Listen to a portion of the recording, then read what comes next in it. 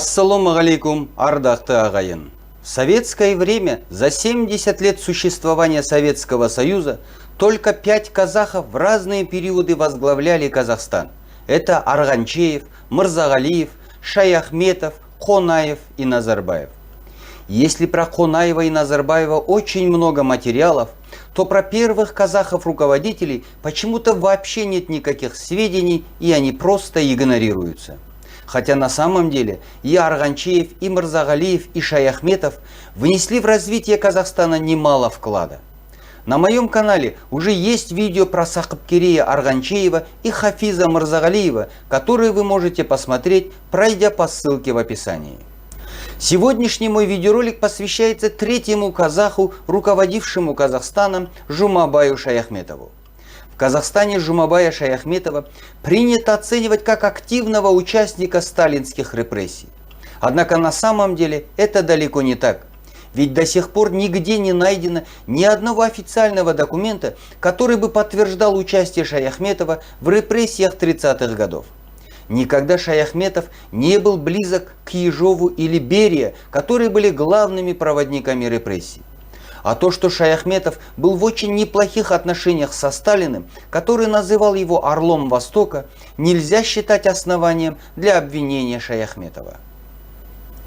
И тут возникают вопросы, но почему тогда Шаяхметова стараются очернить? Кто и когда начал политику по уничтожению роли Шаяхметова в казахской истории? Досмотрите данное видео до конца и узнаете ответы не только на эти, но и на множество других вопросов. Итак, начнем. Жумабай Шаяхметович Шаяхметов родился в 1902 году на территории Омской области и по своему происхождению относился к роду Арган Среднего Жуза. Хотя во многих документах пишут, что Шаяхметов был сыном простого пастуха, на самом деле это было далеко не так. Прямым предком Жумабая Шаяхметова был прославленный казахский би Тохтамыс Жанузаглы, который имел огромный авторитет в Омской области, а местные омские казахи называли его ханом. В 1826-1828 годах Тохтамыс би являлся старшим султаном Кокшетауского округа, выиграв выборы у прямых потомков Аблайхана. Двоюродный брат Жумабая Шаяхметова Хамид Тохтамысов был одним из первых казахов, ставших офицером. Впоследствии капитан Хамид Тохтамысов стал военным министром Алаш-Орды и создателем Алашской армии. Таким образом, Жумабай Шаяхметов по своему происхождению относился к очень известной и уважаемой семье. Именно этим объясняется тот факт, что в 1910-1913 годах он учился в престижной Ашылыкульской аульной школе, а в 1917 году окончил Полтавское двухклассное училище, прекрасно освоив русский, татарский, арабский и персидский языки. И какие бы впоследствии высокие посты не занимал бы Жумабай Шаяхметов, он навсегда сохранил в себе теплые воспоминания о школьных годах. Например, отец известного певца Ермека Серкебаева Бекмухамед в свое время был учителем Жумабая Шаяхметова. Когда по всей казахской степи начался голод, Бекмухамед Серкебаев обратился к Жумабаю Шаяхметову, который на тот момент был уже большим начальником. И Шаяхметов помог своему учителю, с улыбкой сказав следующие строки: «Я очень благодарен вам за науку и очень рад, что хоть чем-то смог помочь своему учителю». В 1919 году Жумабай Шаяхметов возвращается домой и начинает работать учителем в своей родной Ашылыкульской школе. Скоро прекрасно образованный и умный Жумабай попадается на глаза советским органам. И в 1921 году он назначается секретарем Тыкинского волостного революционного комитета. Так началась карьера Жумабая Шаяхметова на советской службе. В 1925-26 годах Шаяхметов уже секретарь Акмолинской областной комиссии. А в 1926-28 годах он является ответственным секретарем Петропавловского окружного комитета. И уже в эти годы проявляется заботливое отношение Жумабая к казахскому народу. Так, например, Жумабай Шаяхметов почти все совещания проводил на казахском языке, даже если большинство присутствующих не владели этим языком. 1932 году Шаяхметов поступает в Московский институт востоковедения имени Нариманова. О том, как учился Жумабай, можно судить по тому, что уже на первом курсе он получил 2 грамоты за отличную учебу и активное участие в общественной жизни. Но в 1933 году, после окончания всего одного курса, Жумабай Шаяхметов был отозван из института и направлен в органы НКВД. За 5 лет с 1933 по 1938 годы Шаяхметов проходит все этапы оперативной работы. Помощник уполномоченного, оперуполномоченный, начальник отделения милиции, заместитель начальника Североказахстанского управления НКВД, заместитель начальника Алматинского управления НКВД. И на всех этих должностях главной деятельностью Шаяхметова являлась оперативно-розыскная работа и борьба с бандитизмом. В июне 1938 года Жумабай Шаяхметов неожиданно был вызван в Москву. А вскоре там его назначают 3-м секретарем Коммунистической партии Казахской ССР. Данное назначение на очень высокую должность объяснялось просто. Во-первых, после ареста Левона Мирзояна, который лично руководил репрессиями в Казахстане, произошла смена всего руководящего состава. Пришедший на место Мирзояна Николай Скворцов сам попросил назначить Шаяхметова в его команду. Во-вторых, в 1937 году началась война Японии и Китая. В этом конфликте СССР оказывал поддержку Китаю, и основная помощь китайцам шла через территорию Казахстана. И здесь опыт Шаяхметова как прекрасного опера был очень кстати для выявления шпионов. В 1939 году Шаяхметов назначается 2-м секретарем Компартии Казахской ССР, и теперь его главной задачей становится руководство развитием сельского хозяйства и промышленности. О том, как с новыми задачами справился Шаяхметов, можно судить уже потому, что в том же 1939 году в Казахстане в несколько раз выросла площадь посевных полей, повысилась урожайность зерновых и увеличилось поголовье скота. Сам Шаяхметов был удостоен ордена Трудового Красного Знамени. Когда началась война, Жумабай Шаяхметов, оставаясь 2-м секретарем Компартии Казахстана, был назначен уполномоченным Государственного комитета обороны. Теперь на Шаяхметова были возложены задачи по размещению на территории Казахстана эвакуированных людей и предприятий. О том, как Шаяхметов организовал размещение эвакуированных людей, можно судить по одному примеру. Когда в 1941 году в Алматы прибыл первый эшелон с детьми из Украины, Шаяхметов обратился к алматинцам принять у себя этих детей. При этом сам Шаяхметов усыновил 3-летнего украинского мальчика Владимира, дав ему свою фамилию Шаяхметов. Вскоре такому примеру Шаяхметова последовали тысячи алматинцев. Что же касается размещения эвакуированных предприятий, то и здесь Шаяхметов очень умно и практично стал размещать на казахской земле эвакуированные предприятия. И впоследствии, когда после окончания войны многие предприятия нужно было возвращать обратно на Украину или Белоруссию, многие предприятия остались в Казахстане. Кроме того, Жумабай Шаяхметов использовал военное положение Казахстана и для развития сельского хозяйства. Так, в 3 раза были увеличены выращивание свеклы, подсолнечника и зерновых. Кроме того, Шаяхметов добился от Москвы того, чтобы именно на казахскую землю были пригнаны 552 тысячи голов скота из эвакуированных районов. Одновременно Шаяхметов старался вырастить местные казахские кадры, везде выискивая талантливых и способных молодых казахов.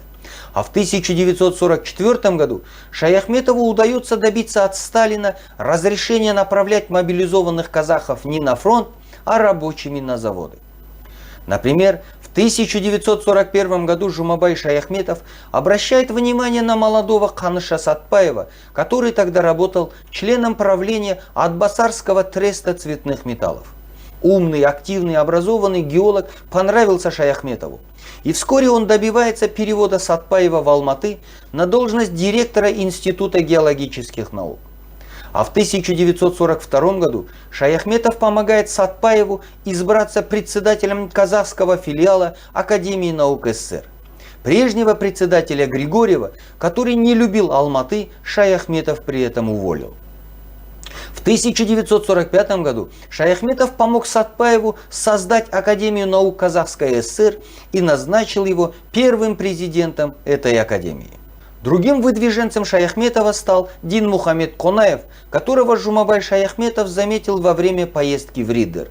Конаев тогда работал директором Риддерского рудника. Проведя небольшую беседу с молодым инженером, Шаяхметов быстро оценил все способности Конаева и в том же 1942 году назначил Конаева заместителем председателя Совета министров Казахской ССР, поручив ему руководство всей промышленностью Казахстана. На этой должности Конаев проработал при поддержке Шаяхметова целых 10 лет. Когда же в 1952 году по требованию Маленкова Сатпаев был снят с должности президента Академии наук как казахский националист, Жумабай Шаяхметов назначил на это место Димаша Конаева, не позволив занять этот пост представителем Москвы. И таких примеров, когда Жумабай Шаяхметов находил и смело назначал на ответственные посты молодых образованных казахов, было немало. Тот же Ильяс Умаров, Жумабек Ташенов, Шахмардан Есенов, Узбегали Жанибеков, которых мы сегодня называем гордостью казахского народа, были выдвинуты в свое время именно Шаяхметовым. Кроме того, именно Шаяхметову мы обязаны появлением военных учебных заведений, так как Шаяхметов сумел на основе эвакуированных военных училищ открыть более 30 военных учебных заведений в Казахстане, куда стал приглашать на работу многих видных военных ученых. Также, воспользовавшись огромным потоком прибывавших с фронта раненых, Шаяхметов сумел добиться от Сталина разрешения открыть в Казахстане военные госпитали. Если в 1941 году на казахской земле было всего 2 госпиталя, то уже к весне 1942 года их было уже 78 госпиталей, что позволило начать развитие казахских медицинских кадров. Все мы знаем, что в годы войны на территорию Казахстана были эвакуированы многие знаменитые советские ученые и деятели культуры. И Шаяхметов этим также удачно воспользовался, добившись открытия консерватории, Казахского института физической культуры, Химико-технологического института, театра юного зрителя, театра оперы и балета, киностудии «Казахфильм», Института иностранных языков. В декабре 1943 года Жумабай Шаяхметов решает провести в Алматы в самый разгар войны первый республиканский айтыс. И хотя эта идея была практически невозможной, ведь шла война, Шаяхметов все же с блеском организовал этот айтыс, внеся огромный вклад в восстановление казахской культуры. В 1944 году на беседе у Сталина Жумабай Шаяхметов добивается открытия женского педагогического института. И такой институт, которого тогда нигде не было в Советском Союзе, с одобрения Сталина открылся сразу. Особо следует отметить, что Жумабай Шаяхметов после этого стал активно пропагандировать казахам жениться на казашках из этого института. Шаяхметов говорил: «Теперь мы открыли казахский женский педагогический институт, так что выбирайте себе жен из образованных казашек». Все мы знаем о нелегкой судьбе казахского батыра Сабыра Рахимова, которого очень долгое время приписывали себе узбеки. Так вот, именно такая же судьба могла ожидать и прославленного летчика Талгата Бигельдинова, на которого сегодня могли бы претендовать кыргызы. Но в ноябре 1945 года Шаяхметов добивается переезда Талгата Бигельдинова из Бишкека в Алматы и помогает батыру поступить в военно-воздушную академию. Весь мир сегодня знает имя гениального конструктора Николая Калашникова. Однако мало кто знает, что когда в 1942 году он вернулся раненым из фронта и устроился на работу в паровозное депо станции Матай, его арестовали матайские чекисты во время испытания автомата. Калашников загремел в НКВД, но, слава Аллаху, об этом узнал Шаяхметов и приказал отпустить Калашникова, дав ему возможность закончить свою работу над легендарным автоматом. Таким образом, Жумабай Шаяхметов стал именно тем казахским руководителем, который смог удачно воспользоваться военным положением и внес огромный вклад в развитие всего Казахстана. Уже в 1942 году Казахская ССР стала второй в Советском Союзе после России республикой по уровню развития.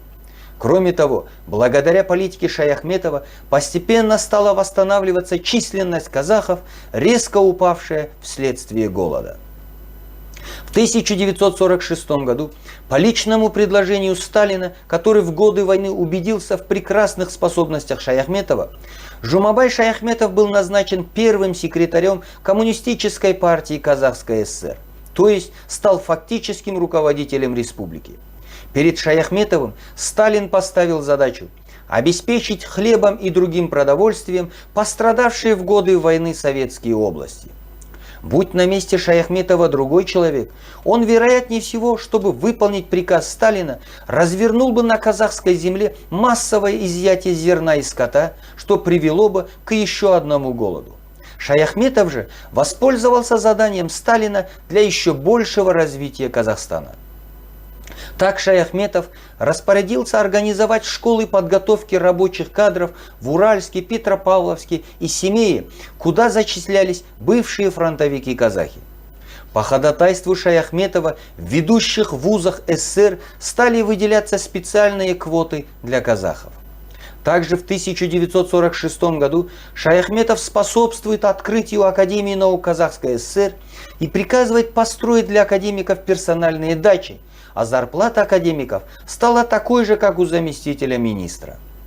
В 1948 году Шаяхметов снова едет в Москву и там добивается у Косыгина поддержки в деле массовой электрификации казахских аулов.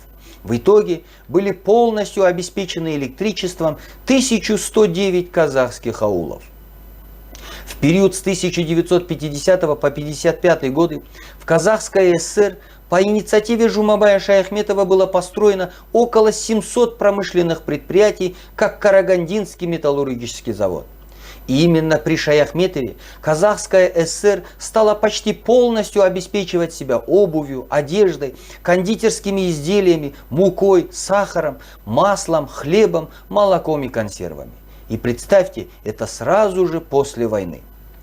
Но, конечно, нельзя сказать, что Шаяхметов вообще не участвовал в политике Сталина.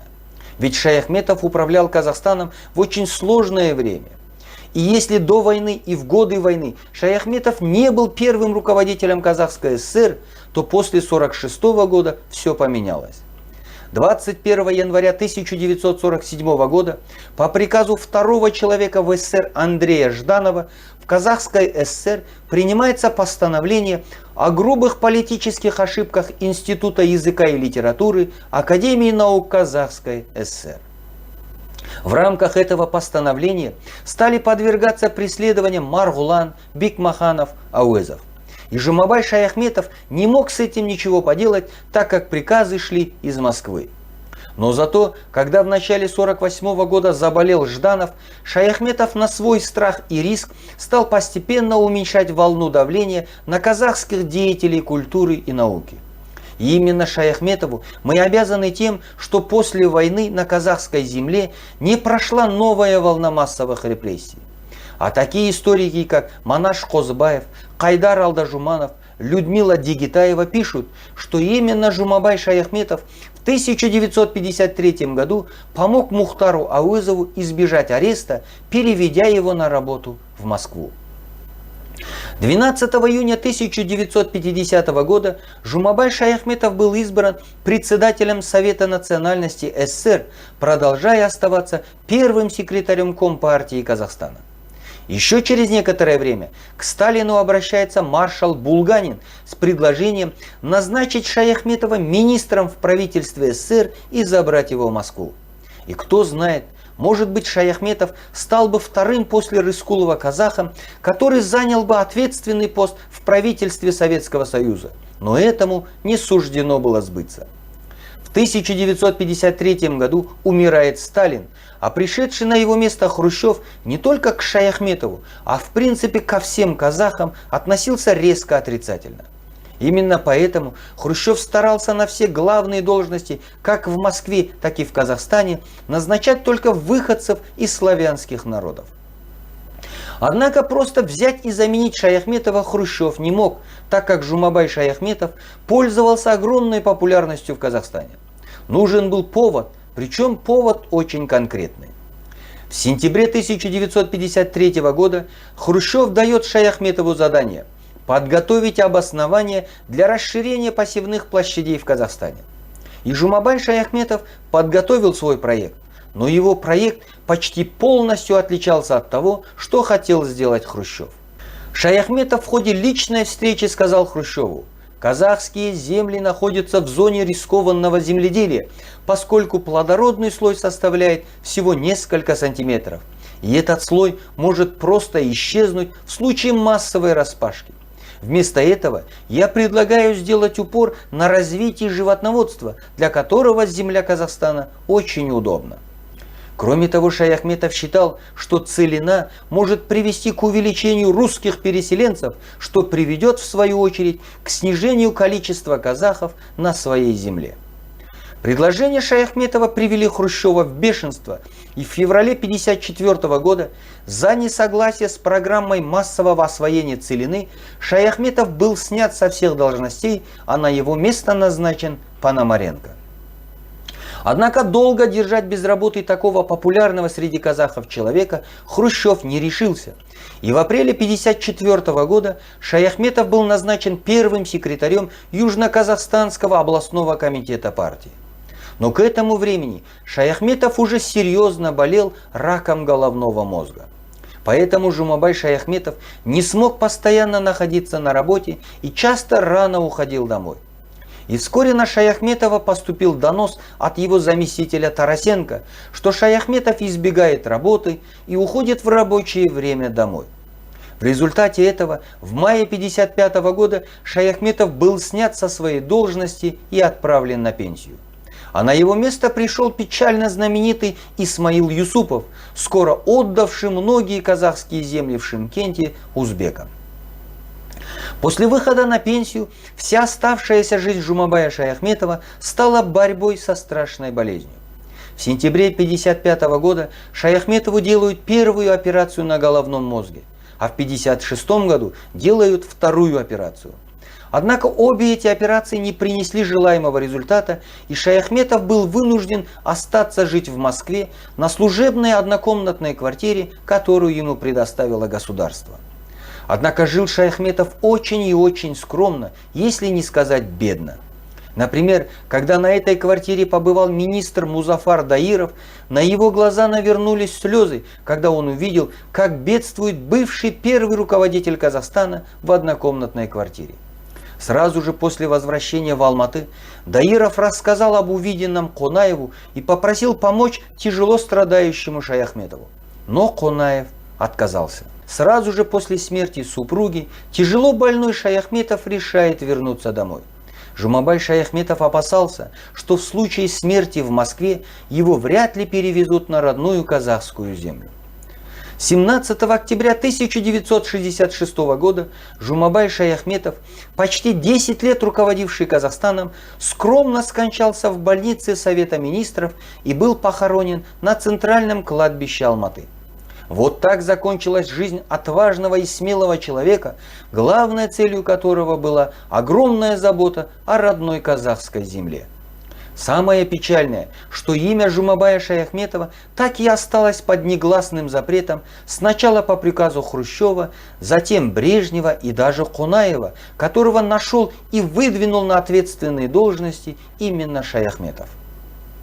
Причина такого отношения к Шаяхметову объяснялась тем, что Хрущев считал Шаяхметова человеком Сталина, а Брежнев и Конаев были людьми, которые считали освоение целины своими главными достижениями, а Шаяхметов всегда был против целины. Например, когда в конце 60-х годов появилось предложение присвоить имя Жумабая Шаяхметова небольшому совхозу в Келесском районе, последовал жесткий отказ Конаева. Когда в 1980 году появился советский энциклопедический словарь, в нем также не было имени Шаяхметова. Причем в этом словаре были имена даже тех казахов, кто выше руководителя области и не поднимался. А имя человека, который руководил Казахстаном, в этом словаре не было. И эта ситуация сохранилась во всех 9 изданиях этого словаря. Такое же пренебрежительное отношение к имени Шаяхметова осталось и в независимом Казахстане, так как новый лидер Казахстана Назарбаев не мог допустить даже мысли о том, что в казахской истории были другие выдающиеся руководители казахи, кроме него. Например, практически незаметно прошло празднование столетия Шаяхметова. Можно даже сказать, что утренник в детском саду и то проходит пышнее этого мероприятия.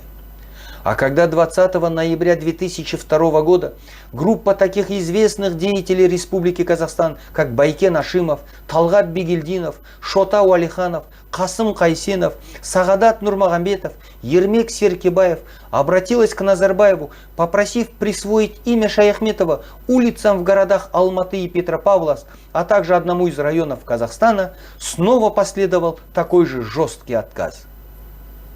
Также в энциклопедиях Ел Туткасы и Тарихи Тулгалар, в которых описывались самые выдающиеся личности в казахской истории, не нашлось места Жумабаю Шаяхметову. Мало того, когда в 2017 году был осужден за хищение бюджетных средств вице-министр образования Саят Шаяхметов, в общество были пущены слухи, что он является родственником Жумабая Шаяхметова, хотя на самом деле Саят Шаяхметов не имел никакого отношения к Жумабаю Шаяхметову. И это была еще одна попытка в независимом Казахстане в очередной раз очернить светлое имя этого прославленного сына казахского народа. На самом деле, потомки Жумабая Шаяхметова продолжили дело бескорыстного служения своей родине и родному казахскому народу. И уже внуки и правнуки этого замечательного человека с гордостью несут знамя, поднятое когда-то их выдающимся предкам. И закончить свое видео я хочу словами Байкена Ашимова, ученика Жумабая Шаяхметова. Надо отметить, что при Жумабае Шаяхметовиче казахи перестали делиться на жузы, племена и роды. Если бы эта линия, проводимая тогда Шаяхметовым, продолжилась, то казахи сегодня жили бы более сплоченно и добились бы более ощутимых результатов. И это тоже наша история, которую мы должны знать, а такими батырами, как Жумабай Шаяхметов, мы обязательно должны гордиться.